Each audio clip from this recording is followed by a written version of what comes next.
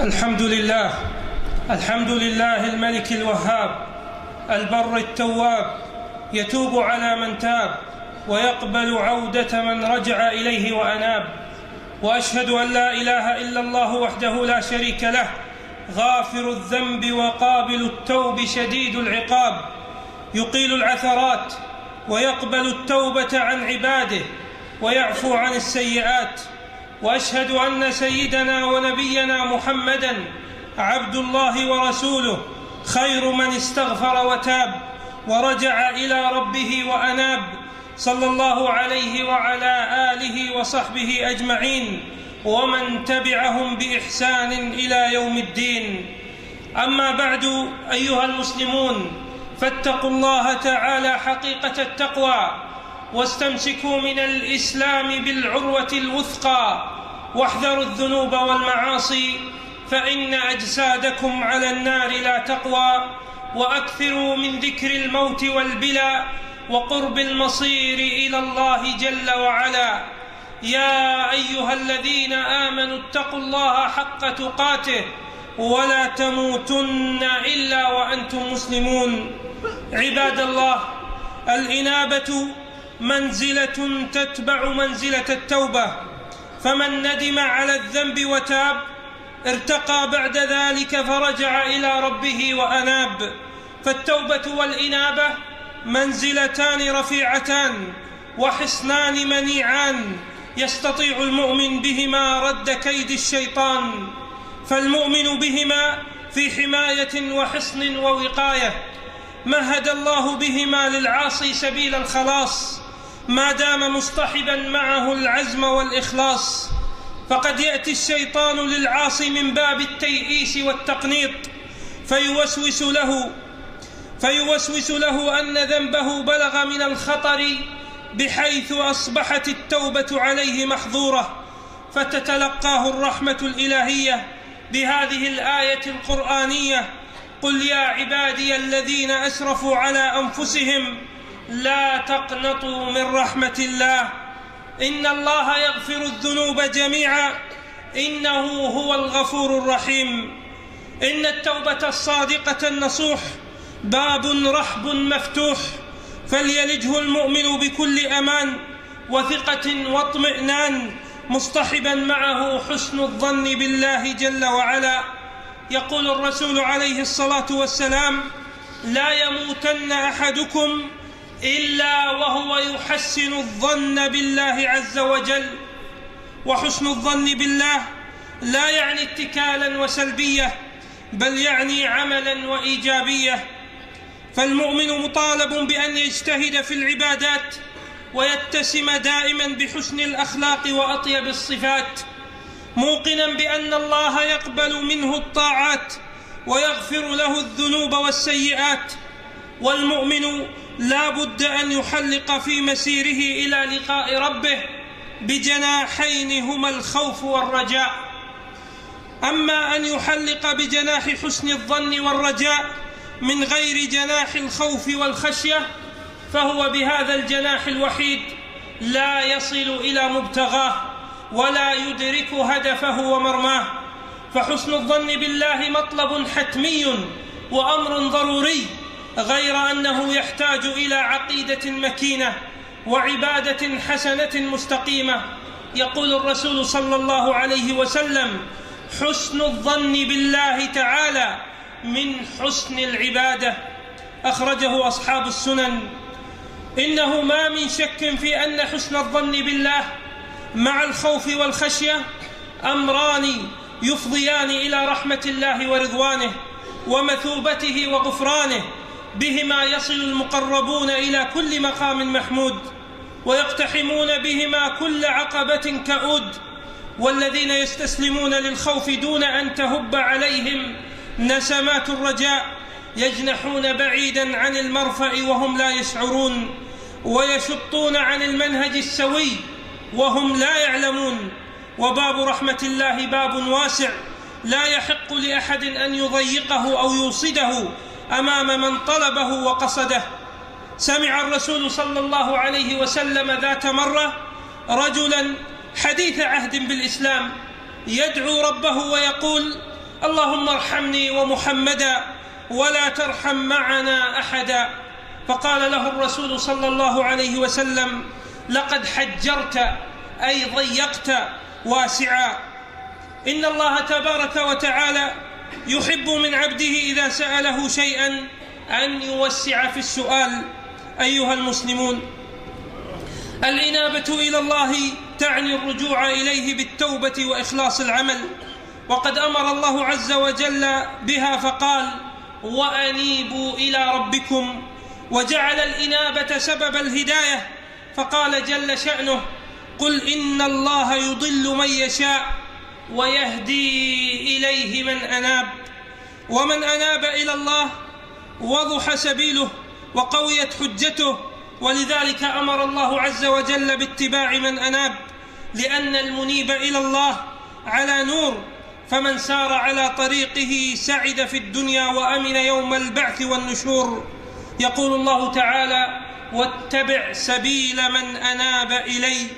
ويأمر الله عز وجل رسوله صلى الله عليه وسلم أن يزف البشرى إلى الذين أنابوا إلى الله وتخلوا عن كل شيء سواه وتحلوا بعبادته وتقواه. فقال تبارك وتعالى: والذين اجتنبوا الطاغوت أن يعبدوها وأنابوا إلى الله لهم البشرى فبشر عباد. إن البشرى مخصوصة بهؤلاء المنيبين إلى الله، وهي في الدنيا عطرة الثناء، وفي الآخرة وافرة الخير زاخرة العطاء. وهل هناك خير أعظم وعطاء أكرم من الجنة تقرب إليهم فيدخلونها وتدنو منهم فيلجونها؟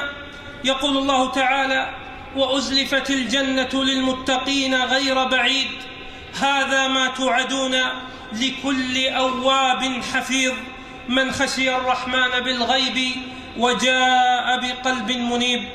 ولعلو مقام الإنابة وسمو منزلتها وصف الله بها عباده المرسلين، فقال في شأن خليله إبراهيم عليه السلام: إن إبراهيم لحليم أواه منيب.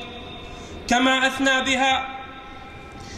أثنى بها على نبي الله داود عليه السلام، فقال: وظن داود أن ما فتناه فاستغفر ربه وخر راكعا وأناب، فغفرنا له ذلك وإن له عندنا لزلفى وحسن مآب.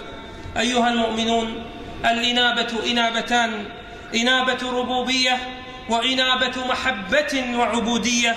فالناس جميعهم، مؤمنهم وكافرهم، برهم وفاجرهم، منيبون إلى الله، فهم إذا مسهم ضر عادوا إليه مسرعين ورجعوا إليه خاضعين ضارعين، بيد أن الكافر والفاجر منهم يعود بعد أن تداركته رحمة الله فأزالت عنه ضره وكشفت عنه كربه، يعود إلى ما كان عليه من كفر وجحود وإعراض وصدود.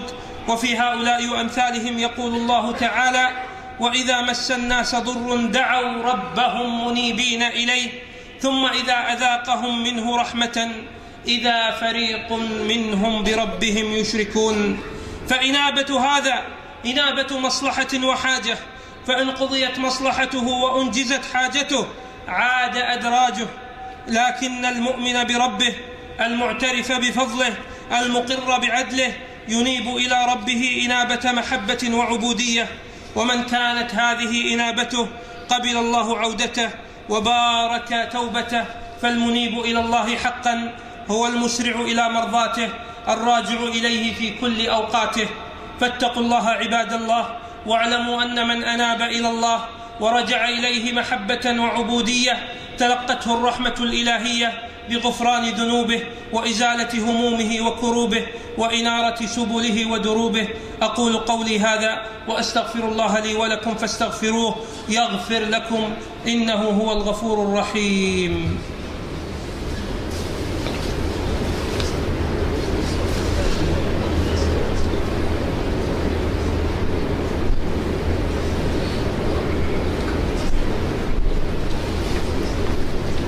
الحمد لله رب العالمين، والعاقبة للمتقين، ولا عدوان إلا على الظالمين، وأشهد أن لا إله إلا الله وحده لا شريك له ولي الصالحين، وأشهد أن نبينا محمدًا عبده ورسوله إمام الأنبياء والمرسلين وأفضل خلق الله أجمعين، صلوات الله وسلامه عليه وعلى آله وصحبه والتابعين لهم بإحسان إلى يوم الدين.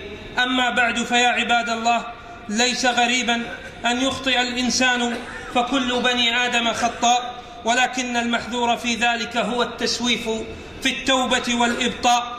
يقول الله تعالى: إنما التوبة على الله للذين يعملون السوء بجهالة ثم يتوبون من قريب فأولئك يتوب الله عليهم وكان الله عليما حكيما. وليست التوبة للذين يعملون السيئات حتى إذا حضر أحدهم الموت قال إني تبت الآن، ولا الذين يتوبون وهم كفار أولئك أعتدنا لهم عذابا أليما. إن للإنابة إلى الله ثمرات دنيوية علاوة على ما لها من ثمرات أخروية، فالمنيب إلى الله الراجع إليه بالإقلاع عن الذنب والتوبة منه ينجيه الله من كل الشدائد وإن عظمت، وينفس له كل الكروب وإن تراكمت. وقد ذكر الرسول صلى الله عليه وسلم قصة النفر الثلاثة الذين آواهم المبيت إلى غار فدخلوه، فانحدرت صخرة من الجبل فسدت عليهم الغار، فقالوا: إنه لا ينجيكم من هذه الصخرة إلا أن تدعوا الله بصالح أعمالكم. فمنهم من توسل ببر والديه، ومنهم من توسل بترك المعصية والبعد عنها والتوبة منها بعد تمكنه منها، فانفرجت الصخرة فخرجوا يمشون. إن المنيب إلى الله قوي التبصر سريع التذكر، لأن التذكر قرين الإنابة، ولذلك فهو لا يدع الذنوب والخطايا تتسرب إليه وتتراكم عليه وتضرب حوله الحصار، بل يسارع فورا إلى تصحيح الخطأ والعزم على ترك الذنوب وعدم الإصرار. فالذنوب إذا تراكمت على القلب وتتابعت عليه باستمرار دون إنابة ورجوع إلى الله وملازمة للندم والاستغفار، يخشى منها على هذا القلب أن يعلوه الران، وحينها يبوء صاحبه بالخيبة والخسران. يقول الرسول صلى الله عليه وسلم: إن المؤمن إذا أذنب ذنبا كانت نكتة سوداء في قلبه، فإن تاب ونزع واستغفر صقل منها، وإن زادت حتى يغلف بها قلبه، فذلك هو الران الذي ذكره الله في كتابه فقال: كلا بل ران على قلوبهم ما كانوا يكسبون. إن الإنابة أيها الإخوة إلى الله بالتوبة الصادقة تدفع عن الإنسان أخطارا محدقة، وتنجيه من كوارث محققة، وتزجي إليه فوائد جمة ومكاسب مهمة لا تقتصر على محو السيئات، بل تتعدى ذلك إلى إحالة السيئات إلى حسنات. يذكر الله عز وجل بعضا من الذنوب ثم يقول: ومن يعمل ذلك يلقى أثاما يضاعف له العذاب يوم القيامة ويخلد فيه مهانا إلا من تاب وآمن وعمل عملا صالحا فأولئك يبدل الله سيئاتهم حسنات وكان الله غفورا رحيما. فاتقوا الله عباد الله، واعلموا أن من رزقه الله الإنابة عاش سعيدا ومات حميدا، وأصلح الله أمره وبارك له في عمره. إخواني، لا تنسوا أن لكم إخوان في العقيدة والدين تكالبت عليهم الأعداء من كل صوب وحدب، فلا تنسوهم من صالح دعائكم ومن تبرعاتكم ومن دعائكم لهم، فادعوا الله عز وجل وتضرعوا إلى الله جل وعلا بالدعاء لهم. اللهم يا ذا الجلال والإكرام، اللهم يا قوي يا متين، اللهم يا قوي يا متين، اللهم يا قوي يا متين، يا قادر على كل شيء، اللهم منزل السحاب وهازم الأحزاب، اللهم عليك ببشار وجنده، اللهم عليك ببشار وأعوانه، اللهم عليك بهم فإنهم لا يعجزونك، اللهم عليك بهم، اللهم احصهم عددا واقتلهم بددا ولا تغادر منهم أحدا، اللهم لا ترفع لهم راية واجعلهم لمن خلفهم عبرة وآية، اللهم يا ذا الجلال والإكرام، اللهم عليك بهم فإنهم لا يعجزونك، اللهم عليك بهم، اللهم كن لإخواننا في القصير، اللهم كن لإخواننا في القصير بحمص، اللهم كن لهم يا ذا الجلال والإكرام، اللهم إنهم مظلومون فانتصر لهم، اللهم إنهم جياع فأطعمهم، اللهم إنهم مرضى وجرحى فداوهم يا ذا الجلال والإكرام، اللهم انصرهم على من عاداهم وعاداك، اللهم انصرهم على من عاداهم وعاداك، اللهم فرج عنهم يا ذا الجلال والإكرام ما هم فيه من الكرب، اللهم فرج عنهم يا ذا الجلال والإكرام ما هم فيه من الكرب، اللهم فرج كربتهم، اللهم فرج كربتهم، إنك يا ربنا على كل شيء قدير. اللهم عليك بالبوذيين المعتدين على إخواننا المسلمين في بورما، اللهم عليك بهم فإنهم لا يعجزونك، اللهم فرج عن إخواننا في بورما، اللهم فرج عنهم يا ذا الجلال والإكرام، وكن لهم يا ذا الجلال والإكرام، وكن لهم معينا، إنك يا ربنا على كل شيء قدير. اللهم اغفر لنا ذنوبنا وكفر عنا سيئاتنا وتوفنا مع الأبرار، اللهم آتنا في الدنيا حسنة وفي الآخرة حسنة وقنا عذاب النار، اللهم إنا نسألك الجنة وما قرب إليها من قول أو عمل، ونعوذ بك من النار وما قرب إليها من قول أو عمل، وصلى الله وسلم وبارك على نبينا محمد وعلى آله وصحبه وسلم.